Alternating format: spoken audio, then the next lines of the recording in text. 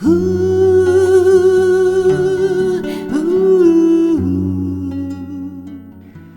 on est aujourd'hui ici avec Christian Petit. Je suis ravie d'être avec toi aujourd'hui, Christian, pour discuter un peu de déjà ton parcours, d'où tu viens. Peut-être on va commencer avec ça, puis après aussi le lien avec le projet Votre Cercle de Vie et toutes tes compétences liées à l'énergie renouvelable. Qu'est-ce qui est un peu ta vision, à quoi on va avec notre société, puis qu'est-ce qui sont un peu les défis pour toi. Peut-être pour commencer, Christian, toi, tu as grandi où? Comment tu es arrivé ici? Qu'est-ce qui est un peu ton chemin professionnel? Alors moi, je suis un citadin. Je suis né à Paris, voilà, il y a 61 ans. Donc j'ai vécu 35 ans dans une grande ville, mais j'avais des parents qui m'ont mis au scoutisme. Ah, Et donc j'ai pu faire de nombreux... chaque week-end, je m'échappais. On prenait le train et puis on allait voilà, faire des week-ends de scout. Parce que quand mes parents m'emmenaient le dimanche en forêt, c'était toujours un calvaire pour moi, le retour dans les embouteillages. J'avais perdu presque tout le bénéfice de la journée en forêt en rentrant. Donc voilà, j'ai ensuite passé beaucoup de temps quand j'étais adolescent sur les rochers de Fontainebleau, à grimper les rochers de Fontainebleau, qui sont célèbres pour l'escalade. Voilà, mais j'avais toujours envie de, si possible un jour, vivre à la montagne, parce que mon père m'a fait découvrir la montagne assez tôt, et j'adorais ce sentiment de petits recoins cachés, de sommets à atteindre, de croix à aller conquérir. Et ça m'a toujours beaucoup touché. Et donc, je me suis bercé de Roger Frison-Roche, de René de Maison, de Saint-Mivel, tous ces récits de montagne. Et puis, j'ai eu la chance que ma vie professionnelle m'amène un jour à déménager pour la Suisse, puisque je suis arrivé en 2000 en Suisse. Et je ne suis plus reparti, et j'ai fait mon souche ici, je suis suisse maintenant, de nationalité, et j'ai habité entre Fribourg et Lausanne, selon les années, et maintenant je suis depuis pas mal d'années sur Lausanne, où je vous accueille ici chez moi. super. Et puis vis-à-vis de tes métiers, donc en France, toi, tu as commencé dans quelle branche ou dans quelle activité? Puis est-ce que ça a changé une fois que tu es arrivé en Suisse? Alors j'ai fait un court début de carrière dans la banque, dans des institutions financières. Et puis en 1993, j'ai sauté sur l'occasion d'un nouveau marché qui se créait, qui était le marché de la téléphonie mobile, qui se lançait en France à ce moment-là, pour embrasser cette nouvelle activité que je trouvais prometteuse. Quand j'ai quitté la banque, je suis allé voir mon père pour lui dire que je quittais la banque et que j'allais faire des téléphones mobiles. Il était atterré et il m'a dit, ces machins-là, ça ne se vendra jamais. Ah ouais, tu vois. Donc je me suis dit que j'avais peut-être une chance que ça marche. Et 2-3 ans plus tard, quand j'ai vu ma grand-mère téléphoner avec un téléphone portable, j'ai su que j'avais fait le bon choix. Et donc voilà. Et j'ai connu tout le démarrage du téléphone mobile en France. Et puis j'ai continué dans la téléphonie mobile, puisque j'ai travaillé 17 ans chez Swisscom en arrivant en Suisse, dans la téléphonie mobile, dans la télévision numérique, donc des activités pas très durables, mais passionnantes à vivre en termes de croissance, en termes d'orientation client. C'était vraiment une explosion de nouveaux usages passionnants à assister. Voilà. Et puis, quand j'ai quitté Swisscom, en fait, j'ai changé de métier d'infrastructure, puisque je suis passé de l'infrastructure Internet et téléphonie à l'infrastructure énergétique, qui a quelques similitudes. Ce sont des métiers d'investissement lourds, des métiers d'infrastructure, il faut construire des réseaux. Mais dans l'énergie, ce qui est intéressant, c'est qu'il y a en plus un fluide qui circule dans le réseau, qui est l'électron. Et ce fluide électrique, il faut l'acheter, il faut l'acheminer, il faut le revendre. Et ça ajoute, on l'a bien vu pendant la crise énergétique en 2022, on a bien vu que ça pouvait prendre des proportions incroyables. Et donc, par rapport aux télécommunications, je trouve qu'il y a cette dimension supplémentaire d'acheter et de revendre un fluide dont la valeur peut fluctuer énormément. Et on voit que l'électricité, comme elle ne peut pas se stocker, ça pose toute la question du développement des énergies renouvelables, du solaire, de l'intermittence, et comment on gère cette intermittence pour arriver à avoir un pays qui est plus résilient, plus autonome, et qui cesse d'importer des milliards de francs d'énergie fossile chaque année. Donc, voilà un petit peu mon parcours. L'énergie, c'est un sujet qui t'a toujours intéressé ou c'est par quel biais tu es arrivé en fait de la télécommunication après En fait, côté énergétique? c'est par le biais de la durabilité et de l'environnement. Parce que quand j'ai quitté Swisscom, j'ai fait une réflexion un petit peu sur ce que j'avais envie de faire. Et c'était au début vraiment de la crise climatique. Et en fait, quand tu parles de crise climatique, tu parles d'énergie, puisque 80% des émissions de gaz à effet de serre viennent de la combustion d'énergie fossile utilisée pour se chauffer, pour se mouvoir. Et donc, je suis arrivé à l'énergie, en fait, par mon intérêt sur l'environnement. OK. Et puis, du coup, vis-à-vis de l'énergie, toi, tu as développé, donc, au sein de la roman d'énergie, il y a aussi tout ce questionnement d'une côté une production d'énergie renouvelable, mais de l'autre côté aussi, un terme que toi, tu utilises souvent, ou j'ai entendu souvent parler, c'est la sobriété énergétique. Comment vois-tu, parce que d'une côté, ce que je trouve intéressant, tu étais dans la télécommunication, qui a une transit énorme de quelque chose. Moi, je me rappelle, j'étais tout petite que les Natel soit arrivé. Mon papa, il nous a parlé du premier téléphone qui était une valise à l'époque. Et il y a une vitesse. Est-ce que tu penses que, si on parle maintenant d'énergie, il y a aussi une aussi grande transition qui est en cours ou qui doit se faire? Et comment vois-tu cette transition? Où sont les défis? Alors, tu as dit tout à l'heure, l'énergie ne se stocke pas. Oui, effectivement, je pense là, il y en a déjà en grand.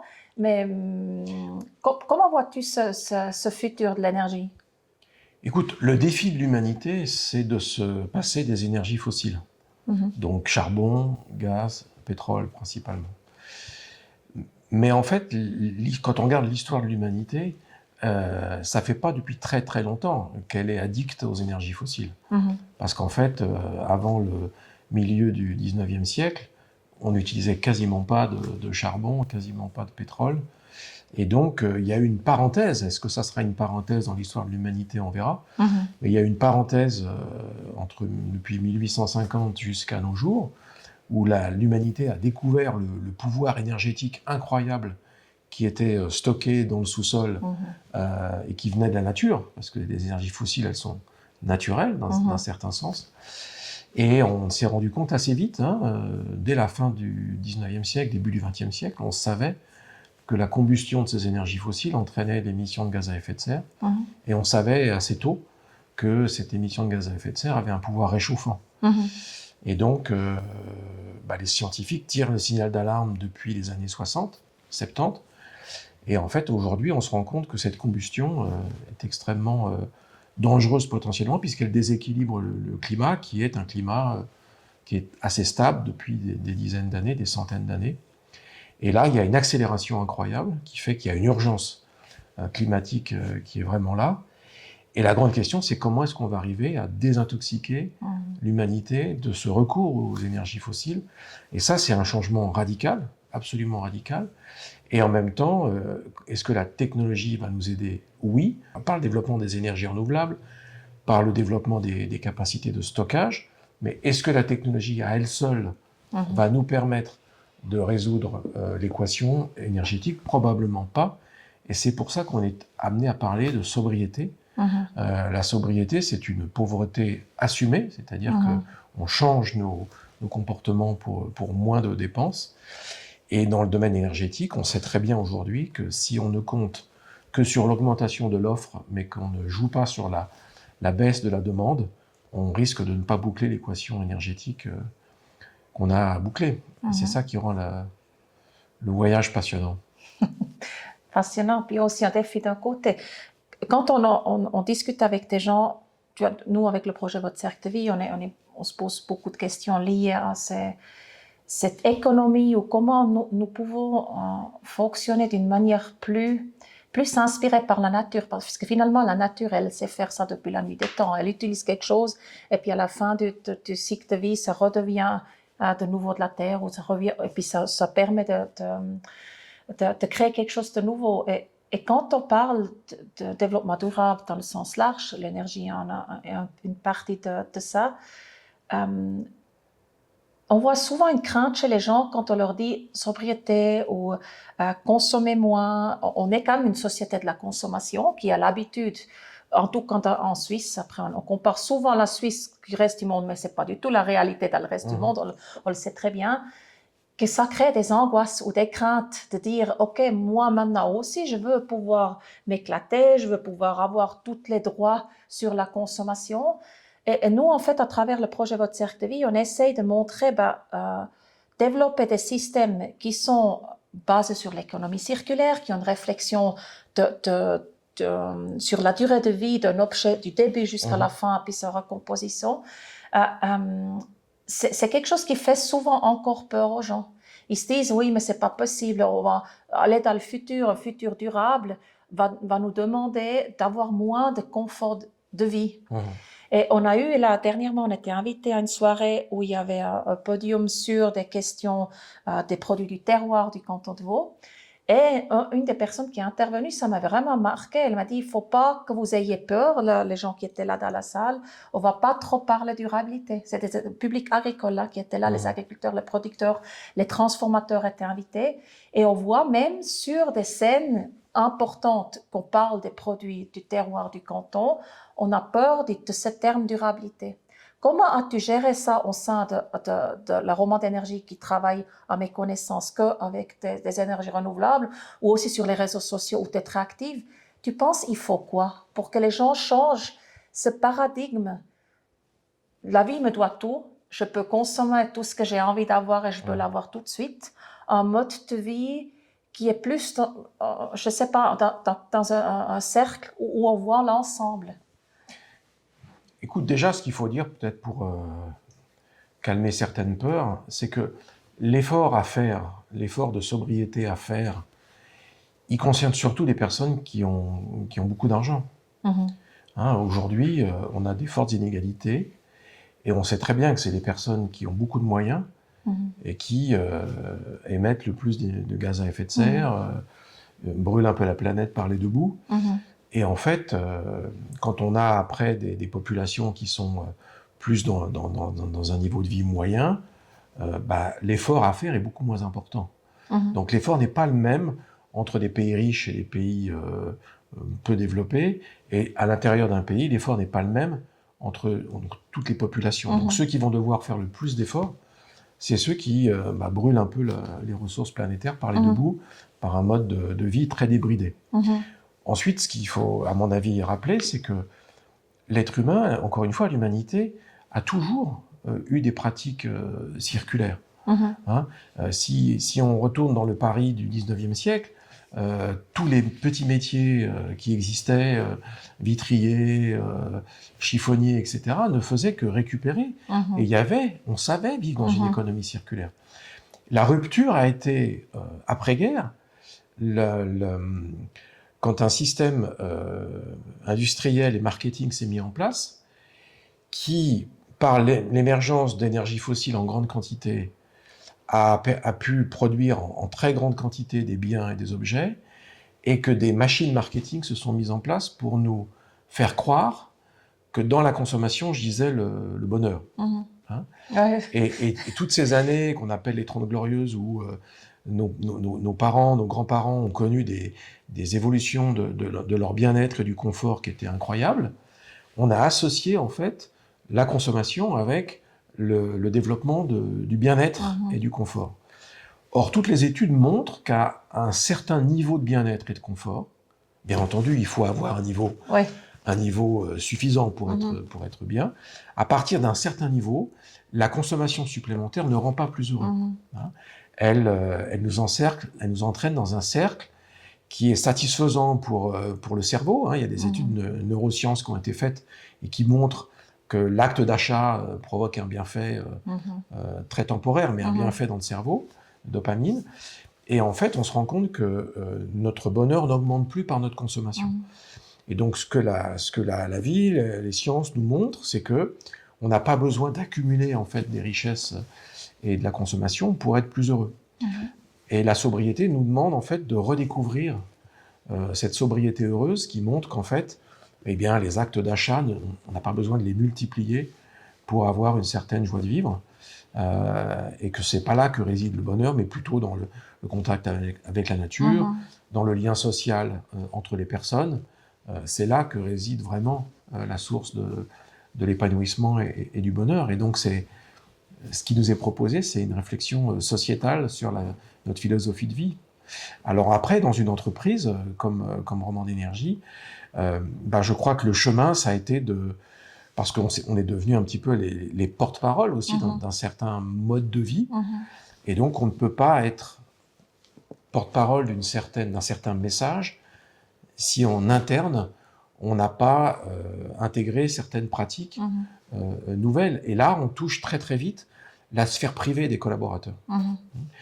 Et en tant qu'employeur, on ne peut pas, bien entendu, s'immiscer dans cette sphère privée. Donc on ne peut que éduquer, on ne peut que proposer aussi des approches différentes. On peut essayer de montrer l'exemple. Donc moi, c'est vrai que c'est un petit symbole, mais ma mobilité a été faite très fortement de mobilité à vélo. Et rien que le fait d'avoir un patron qui vient au travail à vélo, ça permet de ne pas parler, on n'a pas besoin de faire la leçon à qui que ce soit, mais simplement par son comportement, c'est par les gestes que l'on peut influencer ou faire réfléchir. Et en quittant Roman d'énergie récemment, j'ai eu quelques beaux messages de collaborateurs qui m'ont dit, en fait, grâce à toi, grâce à ce qu'on a vécu chez Roman d'énergie, je ne consomme plus de la même manière. Je fais des petits gestes que je ne faisais pas avant. Et ça, c'est forcément une grande joie, parce que ça veut dire que non seulement on a travaillé ensemble, mais on a aussi fait évoluer nos comportements, chacun chez soi. Et ça, je crois que c'est ça qu'il faut arriver à développer, c'est susciter la curiosité, l'envie chez chaque personne de faire un petit geste différemment. Et c'est ces petits gestes additionnés, ces petits gestes de colibri qui font que le monde change. Donc c'est finalement, je trouve très intéressant que tu parles de ce côté, il y a d'une côté les paroles qu'on tient, mais de l'autre côté ce qu'on fait au quotidien, vraiment cette expérience. Et ça me ramène nouveau aussi à la vision qu'on essaye à mettre en place aussi avec le projet Votre Cercle de Vie, de dire, OK, on sait aujourd'hui, on a de nombreuses crises à gérer. Il y a celle de l'énergie, il y en a différentes, le mode de vie, comment on vit et cohabite ensemble, l'alimentation, bref. Aujourd'hui, nous ne sommes plus dans une situation qu'on a une ou deux crises, on en a plusieurs et celles-ci commencent à interagir ensemble.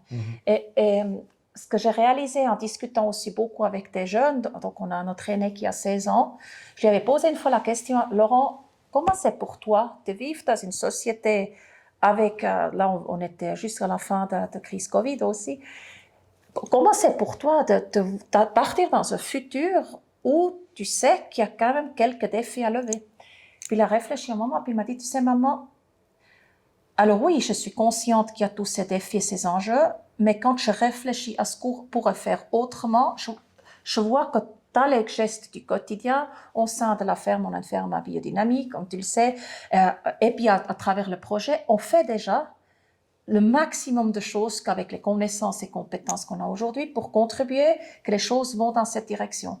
Ce qui n'est pas du tout le cas chez la plupart de ses copains. Et il a commencé à me parler des angoisses de certains des amis qu'ils ont, ou des témoignages qu'ils nous ont portés à nous aussi.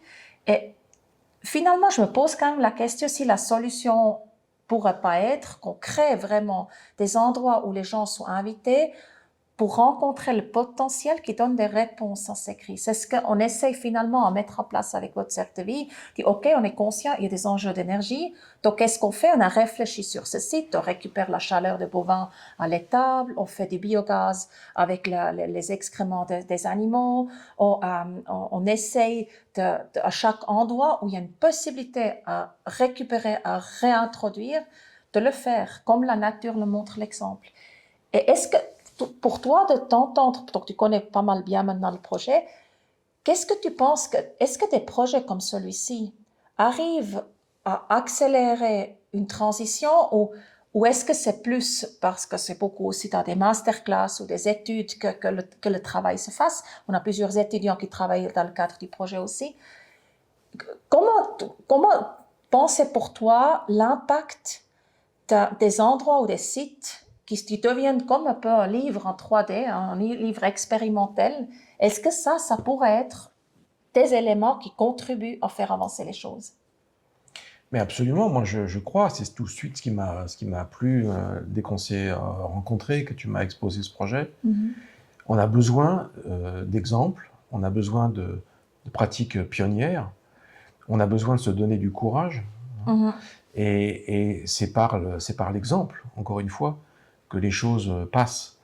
Et votre cercle de vie porte témoignage qu'une agriculture, qu'un tourisme différent sont possibles.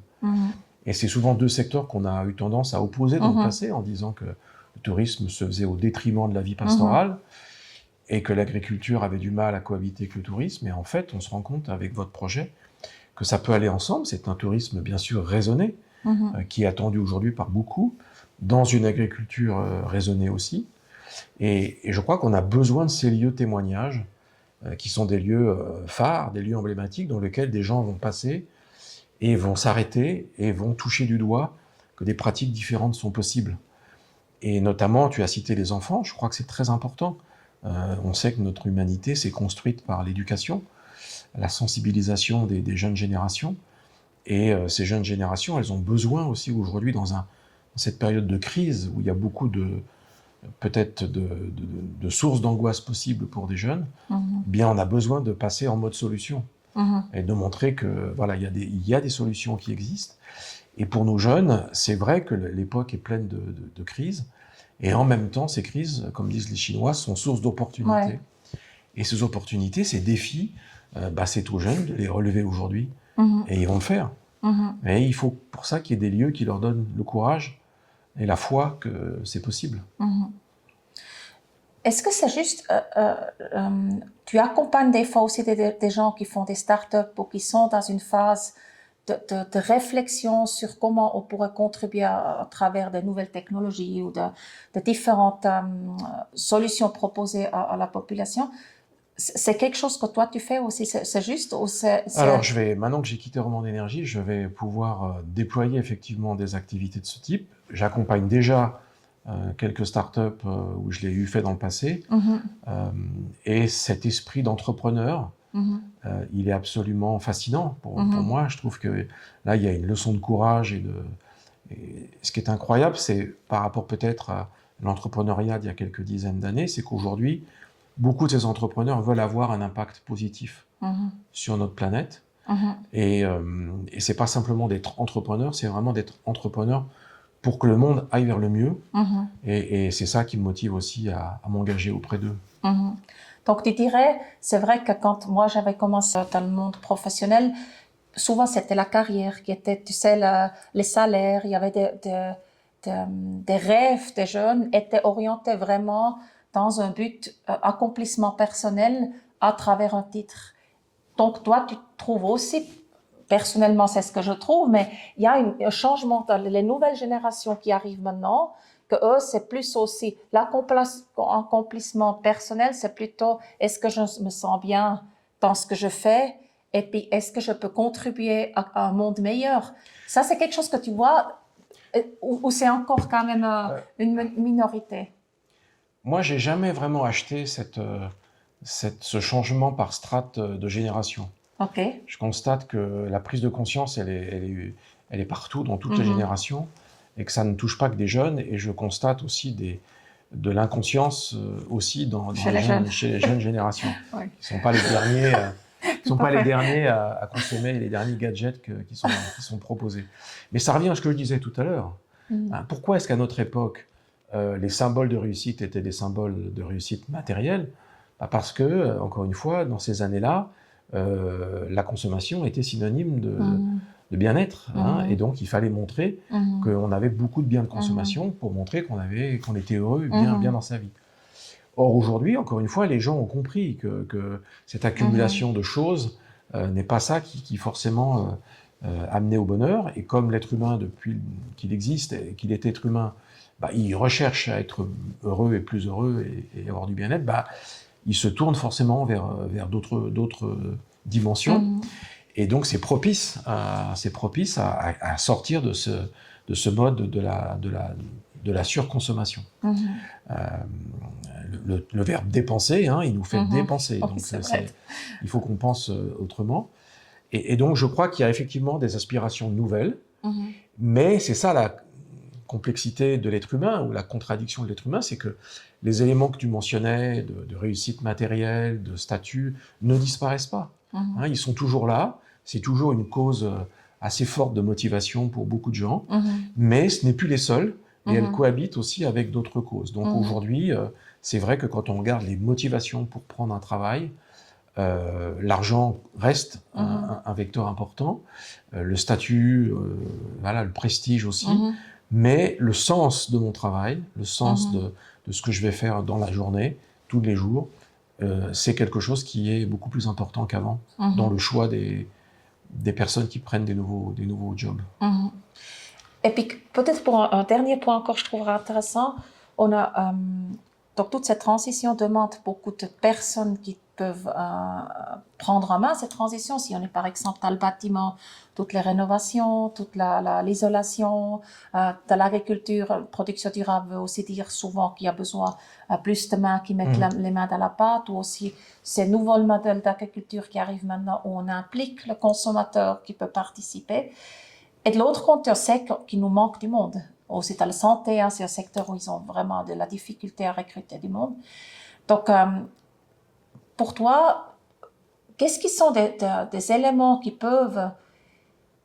Parce que finalement, si tu regardes au canton de Vaud, j'ai entendu si on veut arriver d'atteindre une neutralité du carbone d'ici 2030, c'était une fois l'objectif. Maintenant, je ne sais pas à quoi ils en sont, mais il manquait à peu près 200 000 personnes qui étaient disponibles pour la restauration des bâtiments. Donc, les métiers manuels, sur les 20 dernières années, étaient beaucoup moins en hausse que tout ce qui est monde académique. Comment vois-tu cet équilibre qu'il faut trouver là-dedans? Vous, au sein de Roman d'énergie, vous avez aussi des installateurs qui mettent en place, qui doivent recréer ces réseaux. Je ne sais pas si tu as une réponse à cette question, mais comment on peut faire pour qu'on trouve ces statuts qu'on parlait tout à l'heure aussi dans les métiers manuels, pour qu'il y ait des gens qui s'intéressent suffisamment à ces métiers et puis qui nous aident à mettre en place finalement, puis mettre dans la matière ce qui est nécessaire à faire.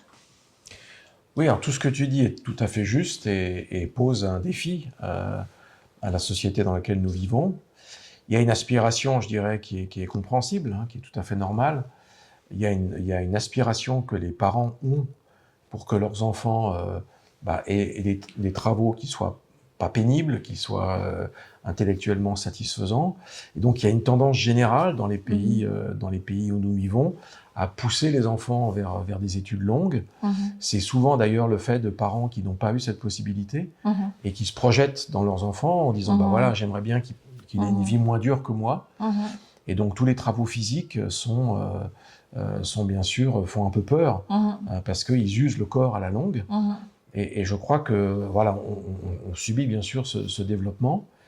Et c'est important ça repose la question de l'éducation. C'est-à-dire, est-ce que l'éducation est là pour remplir les besoins de l'économie, qui sont ceux que tu décris, ou est-ce que l'éducation est là pour développer les jeunes et leur faire, essayer de leur faire atteindre leur maximum de potentiel? Il y a toujours eu ce conflit dans la vision de l'éducation. L'économie a des besoins, mais l'être humain a des aspirations. Et est-ce qu'on peut les concilier? Je crois qu'une des solutions réside dans notre capacité à montrer que ces emplois que tu as décrits sont pleins de sens, contribuent à nous faire aller vers un monde meilleur, et que ceux qui vont tenir ces postes vont pouvoir, en fait, y trouver une fierté. Moi, j'ai été très frappé par les reportages que j'ai pu voir, et puis quand j'ai pu retourner à Paris aussi, par ce qui s'est passé autour du chantier de Notre-Dame. C'est extraordinaire. Là, tu as 2000 compagnons venant de tous les métiers possibles, tous les métiers manuels possibles, qui ont exprimé d'une manière sublime l'art, que l'artisanat, c'est de l'art, et que finalement, c'est cette fameuse parabole, tu sais, de ces 3 jeunes qui sont au pied d'un mur, et puis le premier dit, bah, je fais un mur de pierre, le deuxième dit, bah, moi je construis une cathédrale, et puis le troisième dit, bah, moi je crée un lien entre les hommes et Dieu. Hein. Et donc, la façon dont on regarde son travail, hein, si cette façon est noble, ou au bon sens du terme, eh bien, je crois que ça peut changer le regard qu'on a sur ce travail. Et donc, il faut mettre en valeur cette beauté du geste manuel. Moi, chez Roman d'énergie, j'ai insisté pour que on fasse des séries de photographies d'artistes qui est allé sur le terrain photographier nos collègues en action. Et chaque fois que j'allais sur le terrain, j'étais émerveillé de voir comment ils savaient économiser leur corps, comment ils savaient éviter les gestes dangereux, comment ils savaient en fait optimiser leur temps. Et j'ai voulu que ces gestes, que ces actes soient présents dans les salles de réunion des cols blancs qui, eux, font des travaux plus intellectuels. Et je pense qu'on doit valoriser vraiment davantage le fruit du travail manuel, parce que c'est un travail qui est un travail de création, c'est un travail aussi qui mentalement est très satisfaisant, parce qu'on sait très bien que dès qu'on va dans ses mains, bah, on arrête de réfléchir et d'avoir des mauvaises pensées. Donc les gens qui travaillent, qui font du bricolage, les gens qui font de la cuisine, les gens qui font du jardinage, c'est des gens qui sont mentalement équilibrés, parce qu'ils arrivent plusieurs heures par jour à couper la boîte à idées, la boîte à mauvaises pensées qu'on peut avoir. Et donc, voilà, je crois que ce sont des métiers qui offrent, et tu le sais bien en tant qu'agricultrice, hein, ce sont des métiers qui offrent beaucoup de moments de grâce, hein, même si ça peut être des métiers difficiles, où on se lève tôt, où on est dans le froid, ou dans le vent. Mais il n'y a pas que ça. Il y a une connexion à la nature, il y a une connexion avec son corps qui fait que ce sont des métiers qui peuvent être épanouissants. Mais il faut que la société les valorise, d'un point de vue financier, d'un point de vue reconnaissance. Et c'est là qu'on a un peu tendance toujours à mettre les professions intellectuelles au-dessus des professions manuelles, alors qu'à l'avenir, c'est des professions manuelles dont on va avoir besoin. Et les professions intellectuelles vont être de plus en plus challengées par l'intelligence artificielle. Donc voilà. Ah, c'est très intéressant ce que tu dis là aussi, ce facteur vis-à-vis de la nature. Toi, tu es quelqu'un qui aime bien être dans la nature, hein. Tu es souvent en montagne aussi. Finalement, la nature, est-ce que c'est pas un élément aussi qui nous permet, en observant un coup de coucher de soleil ou bien une fleur ou un animal, qui nous ramène dans l'instant présent, qui nous ramène finalement à ce que nous sommes des êtres humains, dans l'être et pas non pas dans le faire. Et puis aussi, finalement, c'est peut-être une qualité qu'il y a dans les métiers manuels, vu qu'on doit vraiment rester dans l'instant présent, vu qu'avec nos mains, on entreprend, on crée, on prend en main. Et puis de trouver un équilibre entre ces deux métiers, c'est en tout cas quelque chose qu'on aimerait mettre en place à travers de nouveau le site du projet Votre Cercle de Vie, qu'on a d'une côté la possibilité d'accueillir des cadres d'entreprise qui travaillent d'une côté sur leur stratégie interne, le travail au sein de l'entreprise, une partie de la journée, et l'autre partie de la journée peuvent participer à une traite d'une vache, faire leur propre fromage, ou encore transformer des plantes sauvages en repas qu'ils mangent après ensemble. Et c'est ce côté mix entre reconnaître que nous sommes finalement l'être humain a un potentiel incroyable d'imaginaire, de créativité, si il est accompli et puis qu'il arrive à rester dans un moment d'être. Et moi, à titre personnel, je pense que ça c'est vraiment un défi qu'il faut qu'on trouve des solutions aussi au sein des grandes entreprises qui prennent beaucoup de décisions au quotidien pour qu'on permette à ces gens-là prendre les décisions tout en étant ancrés et dans la nature, ancrés dans le moment présent, et puis avec une vision qui prend tous les besoins, que ce soit le besoin de l'entreprise, mais aussi de l'environnement social autour de l'entreprise, ou aussi des besoins de chacune et chaque membre de l'entreprise finalement compte. Et peut-être ce côté valorisation du métier manuel peut nous amener dans un meilleur équilibre où on a un peu moins de burn-out, on a moins des gens qui sont épuisés par la demande de fournir un travail intellectuel de très haut niveau au quotidien. Je crois la force qu'a le travail manuel, quand c'est un travail qui permet de créer quelque chose, hein, et pas que ça soit un abrutissement par un travail répétitif qui n'a plus aucune finalité. Ça, il faut le confier aux robots, ils vont le faire mieux que nous. Et il faut concentrer le travail intellectuel et le travail manuel vers des travaux de création, d'accomplissement. Et quand on fait un travail manuel quel qu'il soit, où son corps rentre en jeu, eh bien, on rentre dans l'instant présent, hein, on se rapproche vraiment de cet état où le temps ne compte plus, puisqu'en fait, on est tout à ce qu'on fait, et ça pourrait durer des heures. Et ça, bah, à ce moment-là, on se sent bien, parce qu'on est, on est en train de créer quelque chose. Ok, Christian, merci déjà pour ce partage. Maintenant, encore ma dernière question. Si tu aurais la possibilité, baguette magique, de dire, pour cette transition que nous trouvons, que ce soit énergétique ou dans son ensemble, qu'est-ce qui sera ton rêve aujourd'hui de dire, ok, si je pourrais décider une chose, c'est ça que je ferais pour que les choses se dirigent dans un monde où tout le monde se respecte mieux, où chacun a sa place, et puis qu'on va dans cette sobriété énergétique tous ensemble. C'est quoi ton élément que tu dirais qui sera l'élément clé? Pour moi, ce qui serait clé, c'est que les décideurs politiques, les décideurs économiques de ce monde soient simplement plus conscients, plus éveillés sur en fait les grands ressorts du bonheur de l'humanité. Hein. Aujourd'hui, on voit qu'il y a une course absolument folle vers des décisions qui sont des décisions qui vont pas nous faire du bien. Parce que ce sont des dirigeants qui sont prisonniers de leur ego.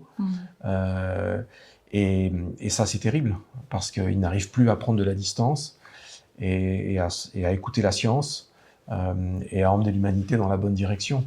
Donc je crois que plus on aura de dirigeants économiques et politiques qui ont conscience des enjeux de la planète et qui sont capables de prendre des décisions avec sagesse et discernement, plus la Terre ira bien. Hein.